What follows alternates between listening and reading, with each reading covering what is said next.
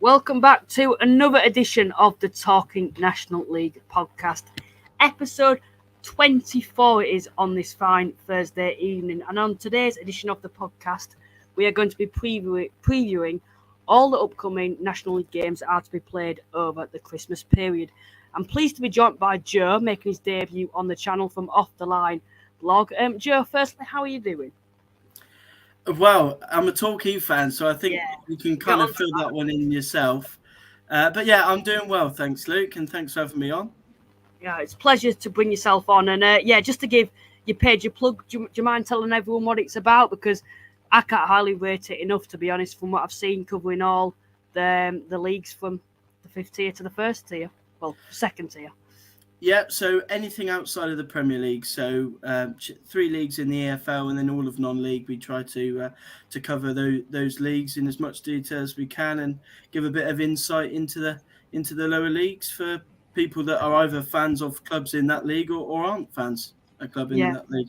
Yeah, it's the way I like it, to be honest, because I know a lot of people with this World Cup period, been missing the Premiership. It's something that I haven't missed because I've never particularly been interested in it, to be honest. Now, I like the Championship, League One, League Two, the National League, because I see it as proper football, if you get what I mean from that. And these aren't the £100 million deals that are going around and in the Championship and below. And yeah, of course, the league that I like the most is obviously the National League. But yeah, I prefer the lower leagues of English football. But yeah, just before we do get straight into previewing all the games, I'll make all the fans aware what we usually do. We use SofaScore to go through all the odds, etc. Unfortunately, as you're probably all aware now, I'm not on my Mac. I'm actually using a laptop borrowed by someone. So what we'll do instead, we won't start with this team, but you get the twist. Anyway, this is how we'll be doing it. So Oldham Halifax will go through each fixture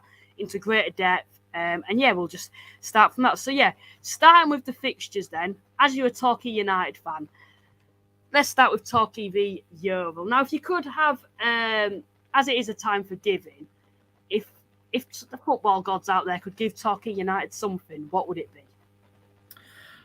Well, I don't think Santa's got enough of a sack to sack big enough for all the things we need at the moment. But we need points on the board. The position we're in, we don't really care about the performance at the moment. And if you offered me the chance for Torquay to stay up this season and to play poorly, I'd snap your hand off. We can't afford to go down. And obviously, the Christmas fixtures are usually good fun. Everybody enjoys the Christmas fixtures. But actually, given where Yeovil are and given where obviously Torquay are, they're actually really, really important games. If we get 6 points, then suddenly it turns our season around. And if we lose 6 points, lose both games, then suddenly we've got a real mountain to climb, bigger than what we already have. So, yeah, we hopefully, because obviously we got the first game at Torquay. If we can win that one, then we can perhaps go into the second game with a little bit more freedom. Yeah. But we just need some points, be it 2 draws, I'd take that. We just need points on the board because we can't afford to go down. Yeah, from someone who obviously doesn't support Torquay, doesn't watch them week in, week out, from what I've seen of Torquay United this season, the determination's there, the commitment's there from all the players. It just feels like there's a lack of quality. And I know a lot of people seem, a little, in with Gary Johnson, a lot of people have different opinions on him and how he started this season. Obviously, he's a highly rated. You'll probably can't rate him any higher, I think, from what he's done at Torquay and what he's done in the English game in total during his managerial career. But what it seems like, that recruitment at the start of the season, I remember a lot of pages, maybe even yourself, saying that it's crucial for Torquay United to have a good summer. And unfortunately, they took a bit of a gamble with the players they brought in after the significant losses, and it seems to be a regular occurrence now with the significant losses that Torquay lost in the summer. Didn't feel like the replacements have been good enough, and to be honest, good enough for the National League. No, I absolutely. I think we needed to sign good. I mean, it's not easy because the players that we lost, it was going to be very, very difficult to replace them anyway. We lost Ben Winter, who for me is probably one of the top 5 or 6 right backs in the league, and then you've got 2 players in Lemon Evans and Little, who were probably the 2 standout central midfielders other than probably Collar last season. And then you've obviously got Danny Wright, who left, and we lost Joe Lewis, he went as well. So we've lost a lot of players, and it was always going to be hard to replace those. But as you've touched on there, the recruitment hasn't been good enough. There's been 3 or 4 players that you could probably put your hat on and say, yeah, they have been good. I think we have got. Funny enough, going forward, I actually think we have added some quality. Wynne and De Silva are 2 good wingers for this level, and Jarvis and Goodwin are 2 good strikers. But unfortunately, the defensive improvement has not been good enough. We've brought in people that we're taking gambles on, and you can't take gambles on players in the National League. Certainly not defensively. You look at all the teams down the bottom. The likes of Maidenhead, who always seem to stay up every year. They may take a gamble on a player, but they don't take a gamble on a defender. They sign proven defenders, and unfortunately we've signed 2 or 3 that aren't good enough. You say they're not good enough for this league or the league below, and it's true. We signed Brett McGavin midfield from a team that got relegated. We signed Ryan Hansen from a team that got relegated, and unfortunately it looks like we'll be relegated as well. So yeah, the recruitment hasn't been good enough, and unfortunately that goes down to 1 or 2 people in particular, and that's Gary Johnson and his brother. Yeah, certainly. And I think it's hard to see a side like Torquay United. I've always had positive things to say about Torquay, the fan base, everything. I think I wouldn't say a sleeping giant as such, but they're a club that has the potential to go into the Football League and comfortably be in that division with the size of the club and the states, etc. And it's sad to see that there's a potential of Torquay United going down to the National League South, because it's not somewhere they belong. It's somewhere that Torquay fans will be well aware of, and it's not a pretty place to be. And I think what's also quite hard for Torquay fans is the fact that Gary Johnson's endeared himself to the fans in the past, and it's hard to say in a usual circumstance, as you may say, oh, Gary Johnson out, we want him out. But because of what he's done in the past with Torquay, there's always this glimpse of hope that Torquay United can survive this season. They can pull off a miracle. But unfortunately for me, I think it's coming to the point of even Torquay United fans now, there isn't going to be that miracle this season. And Torquay United could be going down because, like I've said, I look at their squad and I honestly didn't see enough quality in there to survive this season against Oldham. I don't actually think Oldham were that good of a side themselves, although be it, I think on paper they should be a lot higher in the league. I actually thought Torquay United just lacked so much quality, and they also lacked a game plan. There were no.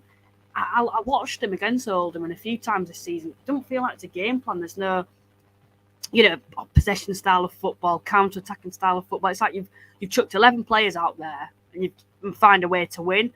And it just doesn't seem to be pulling off at the moment, unfortunately. But yeah, talking a bit about Yeovil, another side that are down there, shouldn't particularly be down there with the size of their club, but that's something we say a lot on this podcast. And there's a lot of big clubs down there who shouldn't be down there.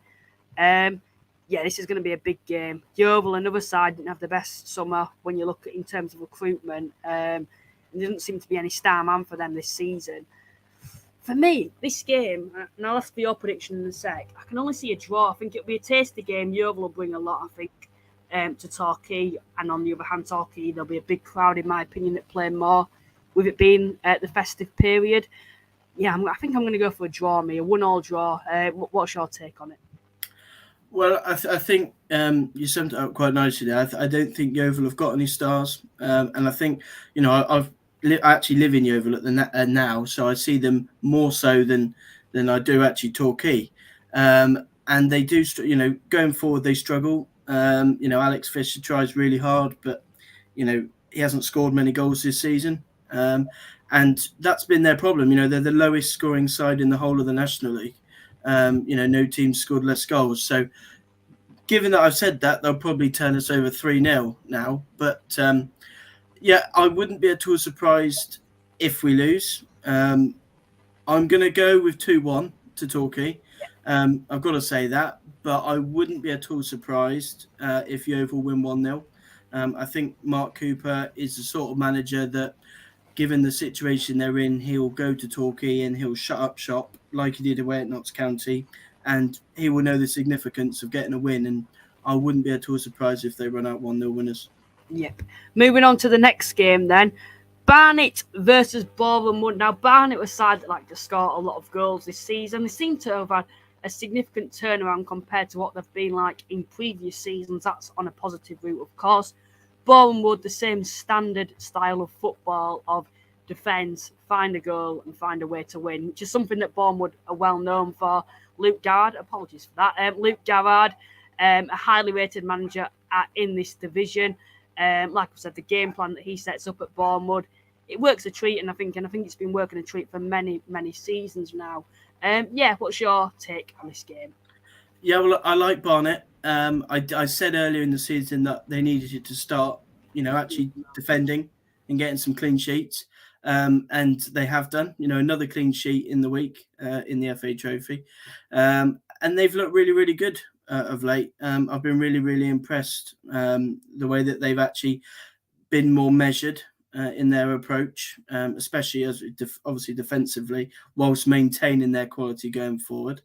And I think this will give them a really good challenge of just how good their attacking play is. You've talked there, Bournemouth, a really good team defensively. And obviously we've seen Barnet go to the likes of Wrexham, score 5. Can they do it against a team like Bournemouth, who are so good defensively? But yeah, I like Barnet. I think they're doing a good job under Dean Brennan. I think they will win this game. I think they're playing the better of the two sides. And the thing with Bournemouth is, I actually said it in my mid-season review. Last season, we saw them do really well in the FA Cup, and then they sort of, their league form suffered. And unfortunately, it looks like it may be that way again. They haven't won, I think, only maybe once in the league since. But certainly their performances have dipped, and I fancy Barnet for this one. Yeah, I'm going to be honest, I'm going to agree with you on that. And I look at Bournemouth, and like you've said, they always find a way to win, like I've previously said as well.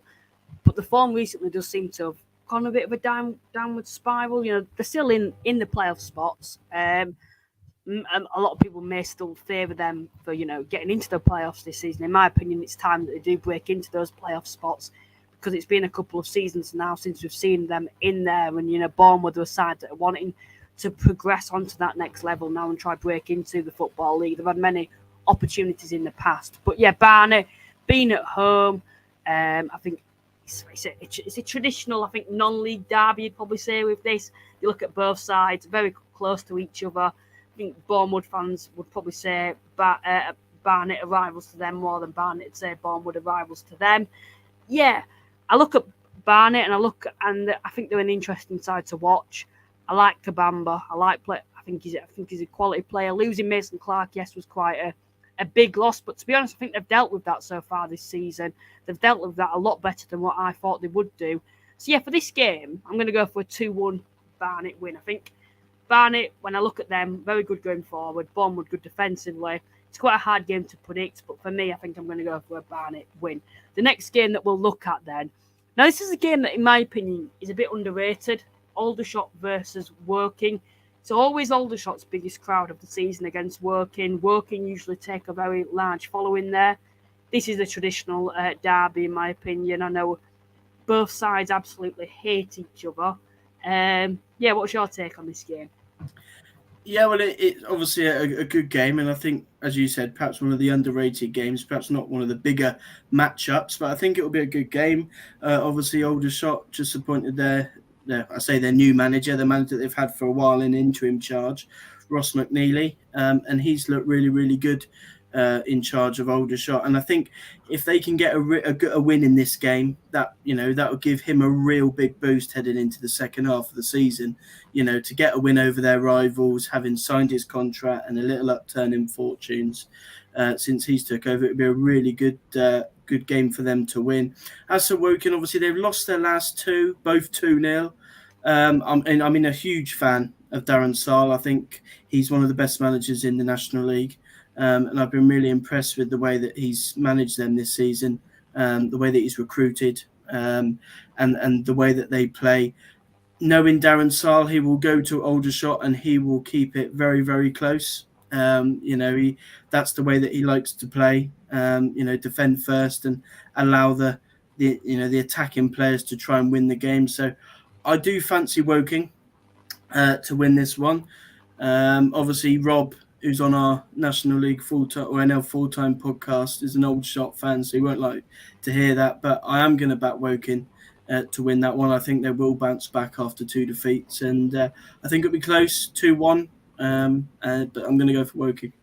Yeah, form always seems to go out of the window in derbies, and I think that's something that it's an old saying, isn't it, about like in football. And I could see this happening again. I'm actually going to back Aldershot being at home. Big crowd, in my opinion, Aldershot, they have a great fan base down there. I think it's quite underrated as well. Woking taken a lot, though. I look at the ex-players who used to play for Woking, Inny Effingham being a big name. On his day, he can be a prolific goal scorer at this level. He's a little inconsistent, but he's proven in the past that he can be prolific at this level.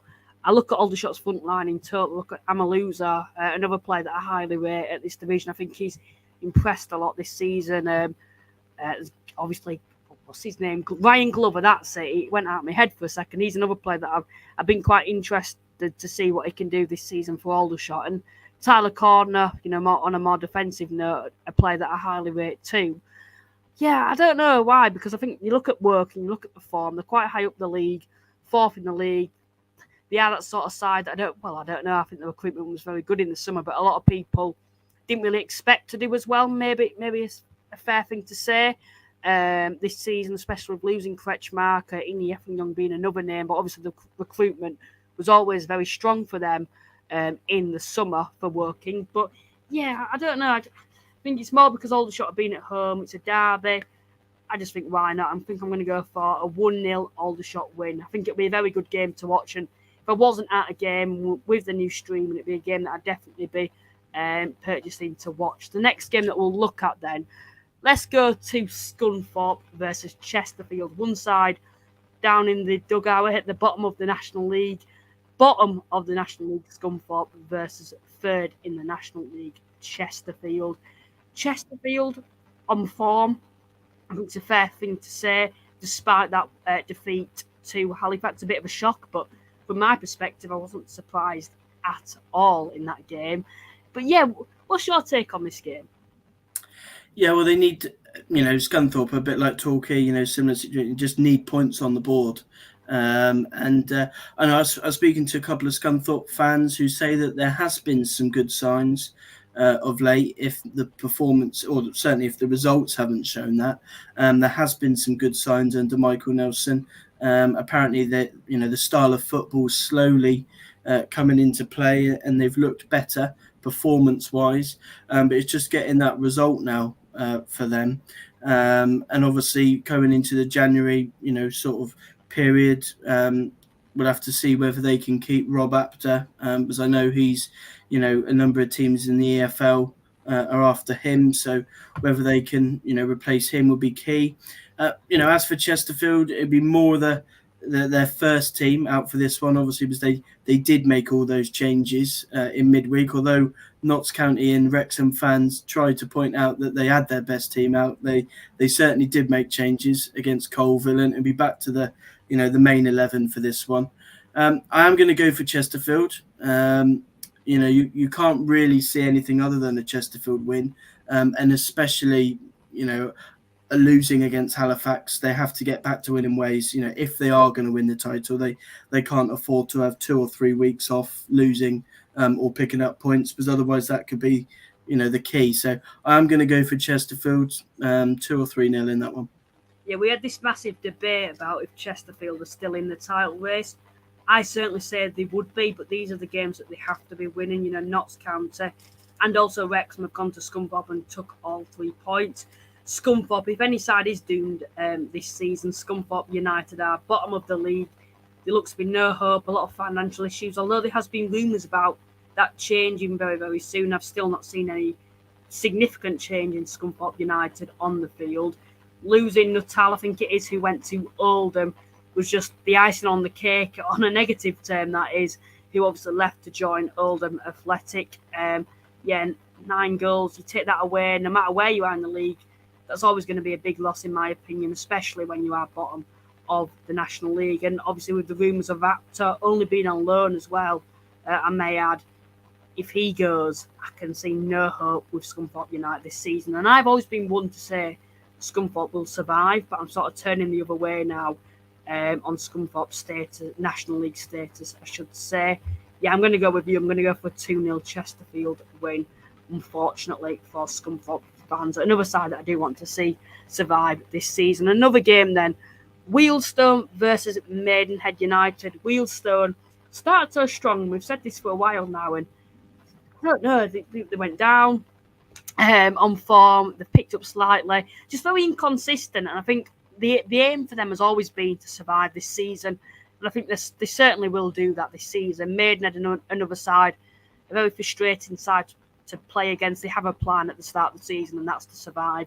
Two sides that wanted to survive, and both are in fairly comfortable positions at the moment. What's your take on this game? Yeah, I'm a really big fan of Wealdstone under Stuart Maynard. I think Stuart Maynard is one of the best coaches in the division. I think certainly with the budget that he has and what he's got to work within, I think he's a very, very good coach. He recruits smartly. He gets them playing a really good brand of football, and I think they're a really, really good side. They'll be happy to actually be playing a game, because they've had their last 2 FA Trophy fixtures called off. Twice they've tried to play Chelmsford and twice they've been postponed. So they'll be happy to just get back and have a game. And it will be interesting, I think, to see the styles, because obviously Maynard and Wealdstone, they like to get the ball down, they like to play.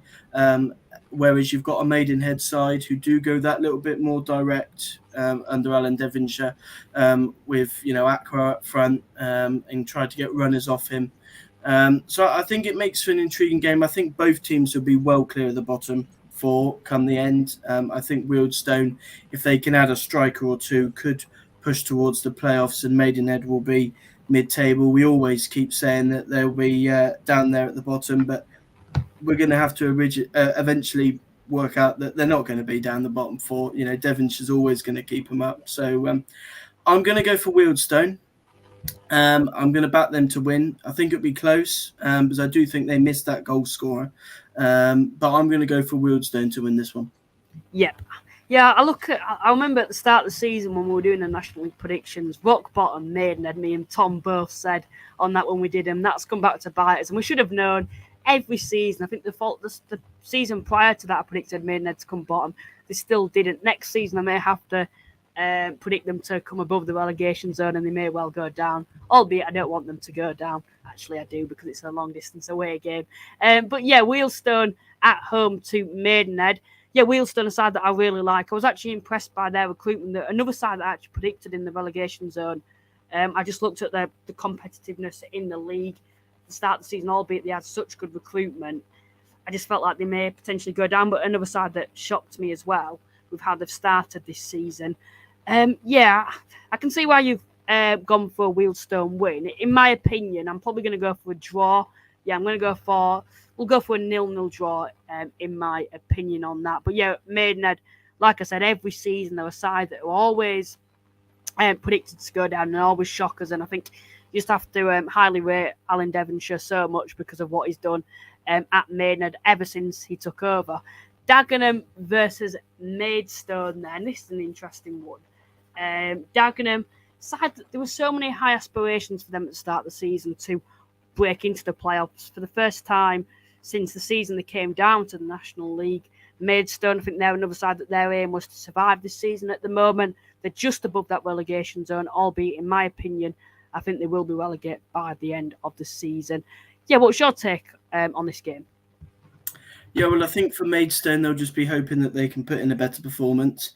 The last time they played away in the league, they conceded twice in stoppage time to lose 3-2, and big defeat for them. That would have been a really, really good 3 points away from home. They need wins. There has been a slight upturn in fortunes and performances recently under Hayrettin. But I still think there's a lot of work to do, especially defensively. I'm not sure whether Reece Greenidge is available for this game. I know he was sent off against Dorking. And certainly from the comments that Hakan Hayretin said after, I think even if he was available, he wouldn't play. I think it's going to be a tough one for them against a Dagenham side that are so good going forward. Dagenham, one of the highest scorers, and Maidstone, I think, the second highest goals against column with 53, I think. I fancy Dagenham for this one. I actually think, obviously, I think Paul McCallum was on the bench in the FA Trophy, so he may start, but I actually think that they look better without Paul McCallum. I think when he's in the team, they try and go direct too often, and that's not their strength. Their strength is getting the ball down and playing. So I'm going to go for Dagenham 3-1, and hopefully for Maidstone that they can get back to trying to get a point on the board. Yeah, I haven't checked the chat yet since we started the live, but I'll speak about them in a second. There's a Maidstone fan has come on and said, as a Maidstone fan, I think we've got enough to stay up. Luck hasn't been on our side recently, but new signings are showing visible signs of improvements in the side. So I don't know. I just look down at that in the relegation. I look at Oldham. I think they'll be too strong to go down. I look at other sides down there, down in the deep end. And I just think, I don't know. I know it's a difficult one to call when you look at Maidstone, but I just look at them. I look at the quality that they've shown this season. From what I've seen of them, I just don't think there's enough for them to survive this season. I don't think they're good enough defensively, and I think that's something that's always crucial in the National League, to be very strong defensively, and unfortunately, I don't think Maidstone are enough. But Dagenham going forward, Junior Moraes, Josh Walker. I know you've said your piece on Paul McCallum and his fit in the side, but even you look at him, he's still a good goal scorer at this level. If this Dagenham side turn up on their day against Maidstone, they could run riot, in my opinion, with that forward line. I'm going to go for a 3-0 Dagenham win at home to Maidstone. But I don't know. It's different. It is a difficult one to call with Maidstone. A lot of people at the start of the season predicted them to go down, including myself. And obviously, they're just above the relegation zone at the moment. I just look at the side on paper, and I just think it is very much, and it's quite stereotypical of me to say this, very much National League South, in my opinion. And I know it's all about opinions in that case, but I don't know. Just from what I've seen of Maidstone, I just think there isn't enough there for them to survive this season. But like I've said, I'll probably be proven wrong come the end of the season. The next game then that we will look at, let's look at Notts County v Oldham. Oldham, where do we start with Oldham? A side that is struggling down there. Had a few positive signs recently, albeit against some of the weaker sides in the division, including Torquay United. I look at this Oldham side on paper, and I think it should be nowhere near the relegation zone. At the start of the season, I predicted Oldham just outside the playoffs, and I honestly feel with the players that they've got on paper, that's where they should be positioned at the moment. Notts County, on the other hand, flying at the top of the National League table. 4 points clear, albeit played an extra game than Wrexham. What's your take on this game? Well, I think we had a discussion before we started this live stream about Oldham, and I gave you my views on Oldham then. When you listen, when they're on BT Sport, you hear all the pundits say, on paper they're a team in the playoffs, or they should be a team in the playoffs. Well, if they've got all that quality on paper, there's one reason why they're not in the playoffs, and that's the way that they're coached. Yeah. I have my own views on David Unsworth. I don't think he's the right manager for Oldham. Yes, obviously I know why he got the job, but I think there would be better managers out there for them. And yes, they have strengthened recently. Ellis Chapman is a player I like. Really good player that they've signed on loan from Cheltenham. I think he's a good midfielder. And obviously they've signed Alex Reid from Solihull, which is it's a big signing for them to pick up someone from a playoff side. To sign him is a big signing. And then obviously Joe Nuttall, you mentioned it earlier in the stream that to sign him off a rival, that's huge for both teams. To take one of their best players away from Scunthorpe is really big. I don't see them winning this game, which will come as a real shock after what I've said. But I don't see them winning the game. I really like Notts County. I did have my reservations at the start of the season. But, the squad that they've got, I think Luke Williams has done a really good job there. They've added one or two recently, John Bostock, and they've got a good squad. I think, with the home backing, Boxing Day game, I think that could be quite a convincing win. I'm going to go for a 3-1. Yeah, when I look at Notts County and I look at Oldham, I look at the difference of the two sides. I think Oldham, they're a side that don't particularly have a set game plan. This obviously comes back to David Unsworth and how he sets up for them. But you can't lie that you look at the quality in the squad. John Rooney, a big name, done a lot of Stockport, Bauer. The season Bauer got promoted. What he did there was quite phenomenal. Dan Gardner has that experience. What surprised me as well is the experience that Oldham have and how they're performing this season, because you could sort of admit if there was a quality of youth there, potentially, maybe you may be saying that with Torquay United this season, you can see why they're struggling, but it must, in my opinion, come down to how they are coached this season, because I look at that quality and they're nowhere near the relegation zone when you look at it on paper. When I've watched them this season, you often see that the strikers, including Reid, including Fondop, including Timmy Abrahams, who I think was a great addition too from what I've seen so far for them coming from Walsall, feels like they're quite isolated. So that comes down to the midfield. You look at Ben Tollett, he's a big player in my opinion. He's that, I would say, marquee player in my opinion when I look at them and how they play going forward. It all seems to come through him. It just seems... It's so hard to put my finger on what is actually going on at Oldham Athletic at the moment. But, yeah, the quality is definitely there. There's definitely enough there for them to survive this season. And I still feel they will do. Still think there is enough quality for them to survive this season. But they just need to start having a settled 11, bring in a few additions in January, which they seem to be doing anyway, even though they have got a large squad at the moment, and get a set team going. And I generally feel they'll have enough to survive the season. On this game, though, Notts County, Langstaff, Sedwin Scott, Bostock, a great addition in my opinion too. Yeah, there's quality all around Notts County this season. I think it is a game where the longer the game goes on, the more you feel that Oldham could get something from this game.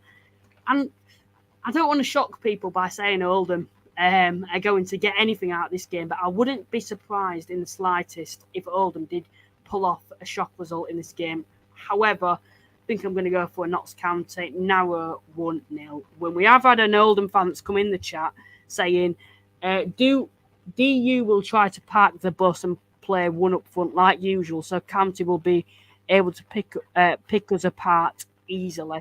Yeah, I sort of agree with you, because like what I was saying on players getting isolated, it seems like at Oldham, strikers are getting isolated this season. And like you said, David Unsworth, there's a lot of it's quite toxic, I think, at Oldham at the moment with their fans and obviously the backroom staff. But yeah, it's a difficult one. And to be honest, I think there's only so much you can do bringing in quality. And at one point, you've got to think it's not about the quality in the squad; it's about the management team. But yeah, that is a real interesting game in my opinion, because obviously if Notts County do win, they can go 7 points clear, depending on Wrexham's result. Like I've mentioned, Wrexham do have a game in hand.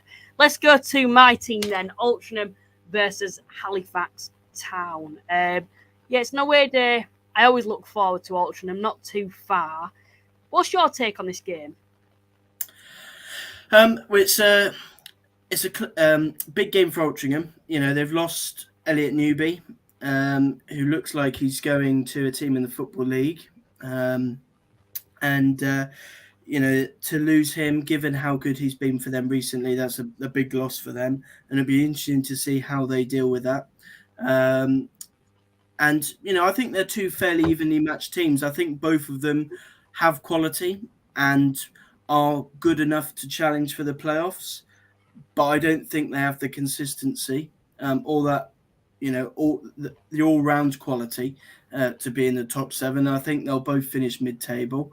And I think this result will sort of set the tone for the second half. If Halifax can get a win in this game, then they go into the home game, even closer to the playoffs, and then really push on. If Altrincham can win without Newby, get that little bit of confidence, then they could as well. So I think it'll be a close game, and I think looking at all the games in the National League, apart from perhaps one we might come on to later, I think this is probably the game that I'd most be interested in on paper. I'm going to go with 2-2. I know perhaps Halifax fans that are watching this might be a bit surprised. I've actually picked Halifax to score 2 goals, given that I don't think offensively they're that good. But I'm going to go 2-2. I think it to be an exciting game. There are a couple of really, really good players there, Ryan Colclough and Cian Spence, 2 of the best midfielders in the league. So, a really exciting game. And if Halifax can get a win, then that will really give them a boost going into the second half of the season. For me, the two sides that are so good on the ball, I think, this season. I look at both sides. I think they're 2 good possession sides. I think they play some lovely stuff, and we've sort of seen that with Halifax now. They're coming out the shell, I think, compared to how they started the season now with a more settled 11. I think Altrincham, they've always had it. It's just, have they been slightly unlucky in certain games? And this is a game that I go in with a lot of confidence as a Halifax fan. Going to Altrincham, we've got a fairly good record at Altrincham this season. But yeah, it's a good one. Like you've mentioned, Colclough, he's a player I can't rate any more highly. A good, solid midfielder. Plays, I think, on the sides for Altrincham, very good. His dribbling stats are up there with some of the best in the division. Really underrated. It's another side, Altrincham, you sometimes feel, do they have that prolific goal score? It's similar to what Halifax have gone through. 2 sides that they have a lot of similarities. In my opinion, there might be a bit of bias coming here from Halifax, but I think we'll just have too much for Altrincham. And I think it'll be a low-scoring game, unlike what you've said. And it's always the case with Halifax. I'm going to go for a 1-0 Halifax win. I think it'll be a good game to watch. And for anyone that may be not going to a game this weekend who are streaming, you could potentially go and watch that game too. The next one then. I agree on that. Sorry, I agree on that point there. I think if you were to put a 15 to 20 goal striker in both of those sides, I think they would both comfortably get into the playoffs. Very good on the ball and just need a goal scorer. Yeah, we certainly do. And I do look at Halifax and I look at that midfield. Spence, I know you rate him quite highly. There's no way he should actually be in this level this season. Deborah at the back. I generally feel you won't get many better centre-halves in non-league than him. Huddersfield were rumoured with him. Summerfield, you can't rate him any higher. I think the only thing that's missing is that icing on the cake of a prolific goal scorer. And I don't think DS Ruwe is a bad striker at this level. He's performed some fantastic moments for Grimsby and, of course, Salford too. And even Halifax so far this season. You need someone that's going to be doing it on a consistent basis. We've had a few people come in the chat. Toby Banks said, Altrincham 3-2, late equaliser and goal. Please, no. The next one he said, hi, I'm from Dubai and a Braintree fan. Welcome to the chat. I think Braintree, a little too far down the table for them to be in the National League next season, unfortunately. But yeah, I know you're a former National League club too. The next game that we'll talk about then, York v Gateshead. Gateshead down in the dumps, another side struggling. Though, aside for me, generally just don't have the quality to survive this season, in my opinion. York, on the other hand, started so strong this season. We're looking like a side that could shock a few and potentially break into the playoff places come the end of the season. The form has dipped slightly, well, I say slightly, quite significantly, since John Askey was sacked. What's your take on this game? Yeah, well, it's another home game for Danny Webb. They won in the week 5-0, I think it was. So another home win would really, set the tone going into the second half of the season. We're unsure on, I don't think they should have sacked Askey. I think Askey is a good manager at this level, and I think there's quite a few teams down near the bottom that could actually be, they couldn't do wrong by going to appoint Askey instead. Obviously there are problems off the field at York. We've seen that in the news, what we read at the moment. But on the field, I think they've got a very good team. It was good to see 2 goals for Nathan Thomas yesterday, or at least a goal for him. I think if he's fit, I said in the week that I think he'd be one of the best players in the division. you could argue that actually, if he is fit and playing at his best, he could be the best player in the league. You know, a player that's won promotions in the Football League and too good for this level. So they'll need to keep him. As for Gateshead, I've watched them this season when they played Yeovil, and I was actually really impressed. Obviously, they are down near the bottom, but I was really impressed with the way that a side that are so far down near the bottom had so much confidence to play. You know, when you look at, we've talked about, you know, Oldham and Torquay, they don't have that style of play. Whereas with Gateshead, you know what they're going to do. You know, they're going to get the ball down. They're going to try and work opportunities. And I think that is credit to Mike Williamson and the way that he coaches that team. You know, I'm really, really impressed by them. But another team that needs a goal scorer, they've signed Danny Elliott recently. And if they can add a goalkeeper, a striker, then I think they'll be in with a chance of staying up. I'm going to go for York though. I mean, both teams won quite handsomely in the week. I think Gateshead won, was it 5-1 against Gloucester, and York won 5-0. So hopefully we'll have a nice 5-5 draw. But I don't see it. I'm going to go with York. I'm going to go 2-1. I think Danny Webb will get another win on the board. Yeah, Wrexham versus Grimsby style if it was a 5-5 draw. But yeah, I remember when Gateshead came to the Shire, from what I've seen from them this season, they were very good footballing side, the good possession stats. If you actually look at them on databases on their possessions, they seem to be very high on that regard. But they're very poor in both boxes. They don't score too many goals, and they're also leaking a lot of goals, which sort of tells the story, doesn't it, that they're just not good enough for this division. And I think it was always going to be difficult to replace Langstaff and Scott, and I think it's even harder to see them doing so well at Notts County so far this season. But yeah, it's a difficult one to call with Gateshead, but I honestly feel they just don't have the quality to survive this season. York, on the other hand, massive dip from how they start the season. I think they are underperforming. I don't know if would you agree on that York are underperforming this season? Yeah, I think on paper they've got a side that, you know, could be sort of in and around the playoffs. I think, you know, they've got, when you look throughout the spine of the team, you know, they've got a good goalkeeper. You know, they got Ryan Fallowfield, good, you know, been promoted before from this level. They got Dan Pybus in midfield, who I'm a real big fan of. You know, I think he's EFL quality. And then obviously we've talked about Nathan Thomas, another really, really good player. So on paper, I think they have a squad that could challenge for the top 7. But they just need to get that little bit more consistency. And obviously, you know, the jury's out yet over David Webb or Danny Webb. So we don't know what, you know, he's like as a manager. But yeah, I think if they can fulfill their potential on paper, then they could be a top 7 side. Yeah. Might be more a bit about stability potentially for York now come this second half of the season. Next season, they can push on and try break into those playoff spots very, very soon. But yeah, for me, I think I'm going to go for York when being at home, big crowd. Yeah, I'll go for a York comfortable. We'll go for a 1-0 win. Dorking v Eastleigh then. Yeah, what's your take on this game? Dorking, very inconsistent. 1 minute you think they're going to go down, 1 minute you think they're going to have a charge for the playoffs.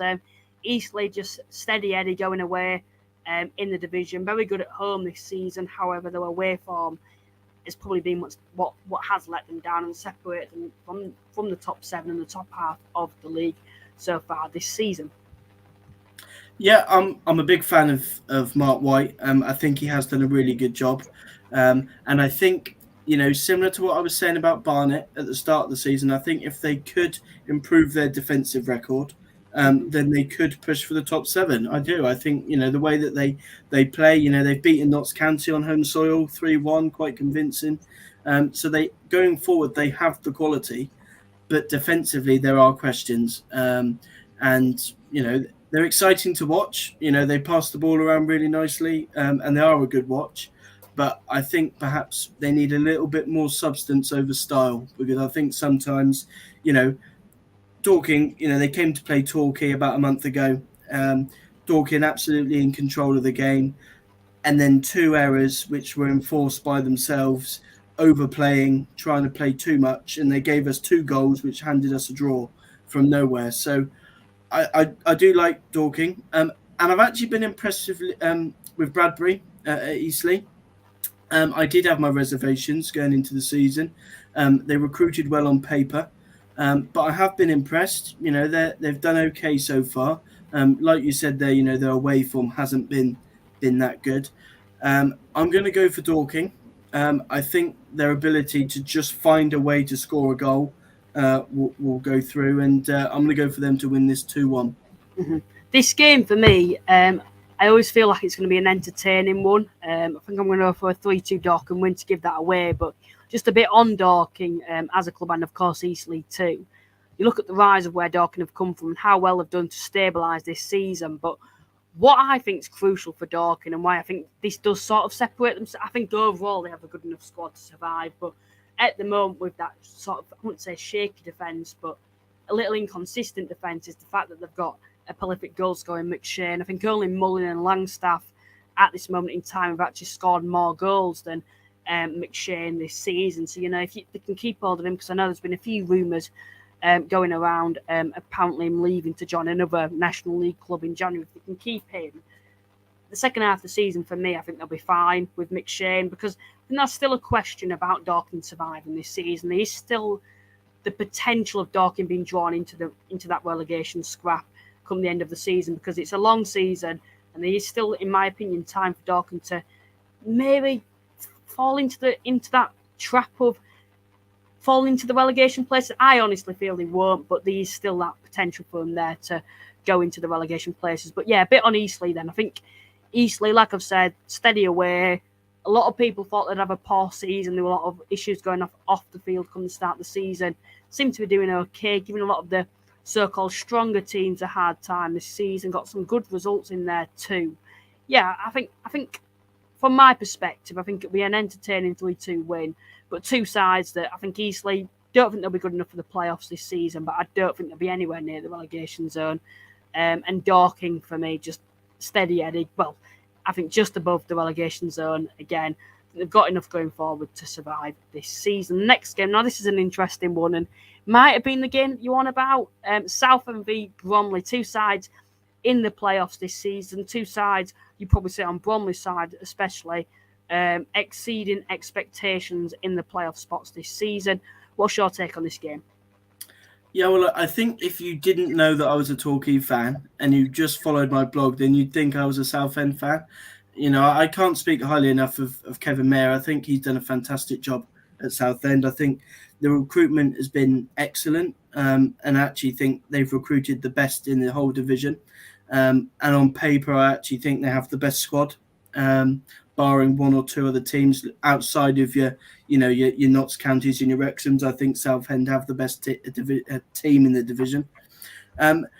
They've been so good defensively. When Arnold got injured, I did have concerns. Could they sustain that defensive record with Adegandai in goal? But they've been fantastic. The way I said at the start of the season that because obviously John Still's the director of football there, I said they will be close to the playoffs, because if John Still is having a hand in the football side of things, I'm not taking any credit away from Kevin Mayer and his staff, because I think they are a key part of it as well. But I think if you've got someone like John Still, driving it behind the scenes, you're going to be close. And I think next season, if they can add one or two, I think they'll be very close. But Bromley, they concede a lot of late goals. I think I actually went back through their last fixture, or their last sort of 10 or so fixtures. So many late goals. They conceded in the week to Bath. They were winning 2-0, looking fairly comfortable. Conceded twice. 90th minute conceded and went out on penalties to Bath. So I'm not convinced by Bromley, and I haven't been convinced with Andy Woodman either. Obviously, they won the FA Trophy last season, but I haven't been convinced with them. So I'm going to go for Southend to win, and I'm going to back them to get another clean sheet. So I'm going to go with 1-0 to Southend. They are missing a striker, but I'm going to back them to win that one. Mm-hmm. Bromley have fallen into that trap that every single season they do. They start the season strong, they're a contender for the playoffs, and it comes to the winter months, and they just fall down like it's a downward spiral, a term that I've used quite a lot, but Bromley are a side that have definitely fallen into that this season. Southend, on the other hand, I think you have to look and praise the management team because of what's happened off the field. Kevin Mayer, I think he's done a great job at Southend since he came in. Last season, they were more stable when he came in. A lot of problems about them potentially going down. They survived, they did well. This season, very promising for the title. And I think a side that, if they can get into those playoff spots come the end of the season, which they're looking very likely to do at the moment, the side that you wouldn't be surprised if they did a bit of a Grimsby come the playoffs.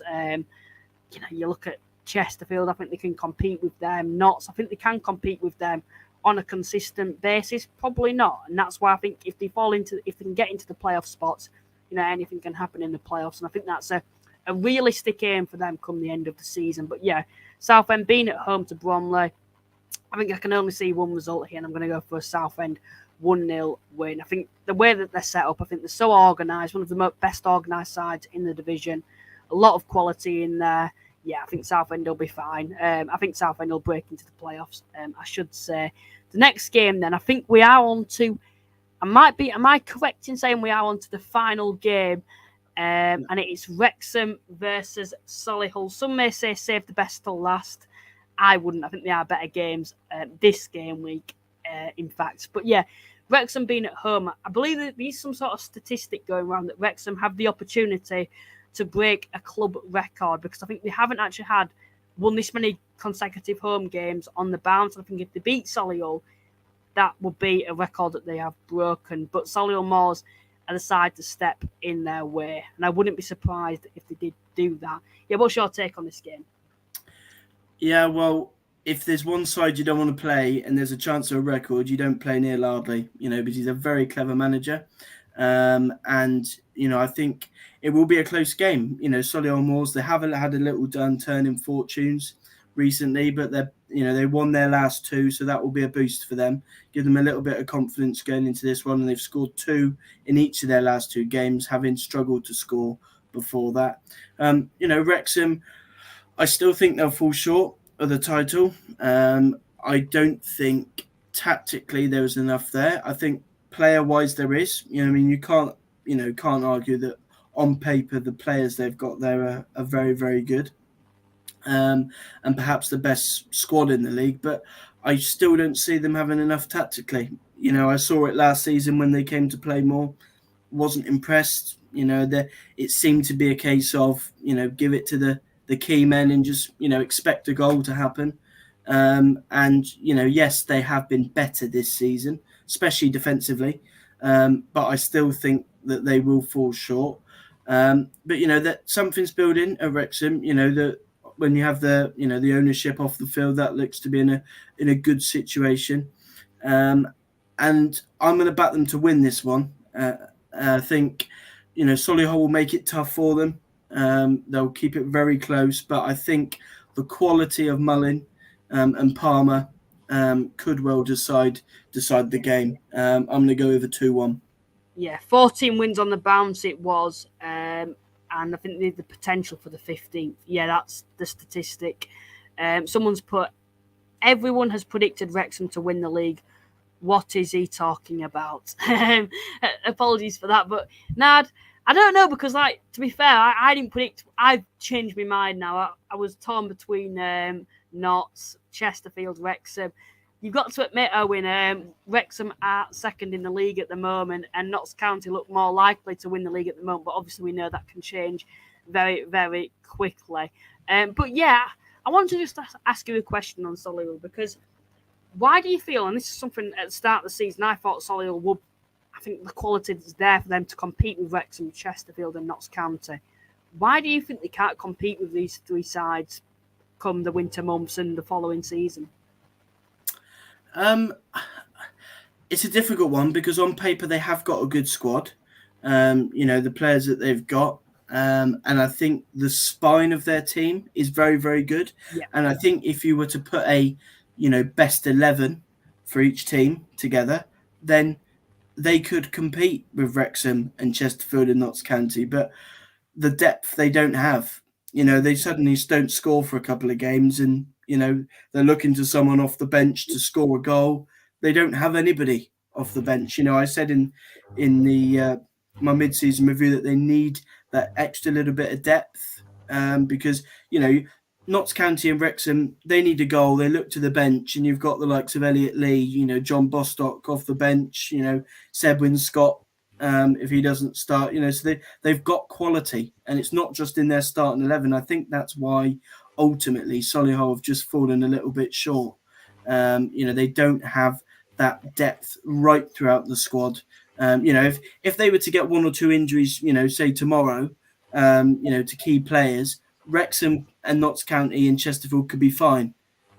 But I don't think Solihull Moors could. You know, Chesterfield were fine at the start without Shamanga. You know, they were playing really well. And actually they were doing so well at the start without having to rely on Shamanga. Whereas I think if Solihull were to lose the likes of a Sabera or a Dallas, then they would struggle. So I think that's the key factor. Mm-hmm. Yeah, no, I do look at Wrexham. I look at that forward line. I think it's a lot stronger than last season, especially we saw the effect that Palmer had on them in January when he came in, adding to Mullin. There's always this question, isn't there, about if Mullin got injured, would they survive? If Palmer got injured, would they survive? I think there's obviously a replacement in Dolby for Wrexham if obviously Palmer got injured, but there's the question about if Mullin got injured. And I know that's something you've talked a bit about on your page on potential replacements for Mullin too. But yeah, being at home at the racecourse, I think Wrexham will have too much for Solihull Moors. I think it'll be tight. I don't think Wrexham will run riot with this, but I think it'll be a 1-0 Wrexham win. I think that more or less wraps up today's edition of the podcast. It's been a pleasure to bring you on. And cheers to everyone that's also tuned in. It's good to be back. It's good to be back doing things like this. We haven't done it for a while. Yeah, Joe, thanks for coming on. Yeah, cheers. Thank you, Luke. And hopefully we can both have a win to celebrate on Boxing Day. Yeah, hopefully. And yeah, once again, cheers to everyone that's tuned in. If you haven't, please drop us a sub. It's much appreciated. Also, drop the podcast a like. 1,000 by the end of the season. That'd be a goal if we can get that. Cheers, Joe, for coming on. Cheers to everyone that's tuned in.